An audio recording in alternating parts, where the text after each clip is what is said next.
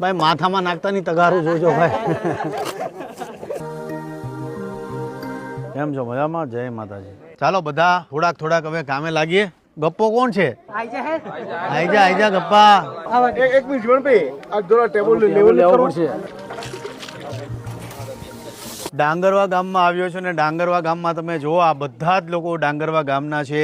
તમે મારી આગળ જોશો કે જેટલા ઊભા છે જેટલા જોશો બધા ડાંગરભાઈ બધા ડાંગરવાના છો એટલે બધા ખાસ આજે આવ્યા છે અમારો જુસ્સો વધારવા માટે ને પાછા એ બધા પણ એટલી જ મહેનત કરી રહ્યા છે અમારી સાથે.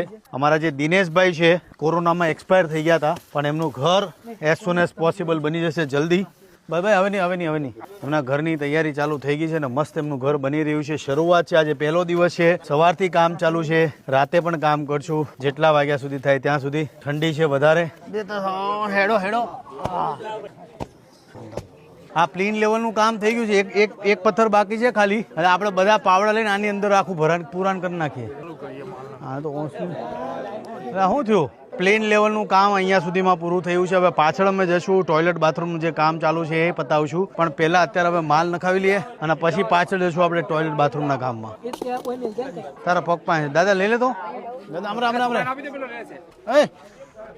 જોજે ભાઈ કીડો હતો આ ગયા એ ફાવડા. હાલો ભાઈ ચાલુ કરો. 2-4 લોકોની ટીમ ખાલી આમાં લાગી જાઓ. ભાઈ હવે આપણે આવી ગયા છીએ ટોયલેટ અને બાથરૂમમાં. એટલે આ ટોયલેટ બાથરૂમ બને છે અંદરથી. અમે ટોયલેટ અને બાથરૂમ લીધું છે એટલે અંદરથી આ ટોયલેટ અને બાથરૂમ છે. આગળ ઓસરી છે, ઓસરીનું કામ આપણે પૂરું કર્યું છે. હવે સીધા લાગે છે આપણે ટોયલેટ અને બાથરૂમના કામમાં. ઓલામાં થાપી લઈ દો ભાઈ. હોય 4 લોકો એક લાઈનમાં રહેવું તો મેળ જ નહીં પડે. તું એક આ લાઈન લઈ લે નકર આપણે ટોળામાં રહેવું તો આપણું કામ જ નહીં પતે. જોજો ભાઈ માથામાં નાખતા ની તગારું જોજો ભાઈ. ભાઈ આજે અમની ઘરેથી જમવાનું આવ્યું હતું ટિફિન. સરસ જમવાનું હતું.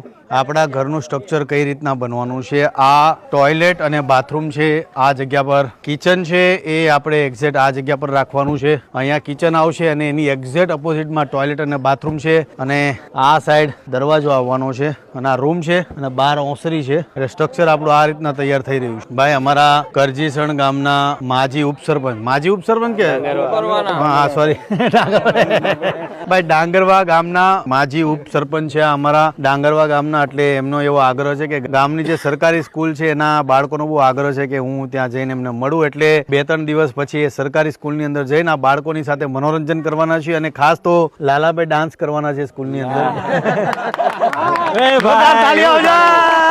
હું કોમેડી કરે ડાન્સ નહીં. હાલો આપણે કઈ કામ બેઠા કેમ છે 5 મિનિટે બધાને આરામ મળે એટલે કેવા શાંતિથી ઊભા રહી જાય બધા. આરામ તો કરો ભાઈ. રાત પડે માણસ હેરાન થાય થાકી જાય.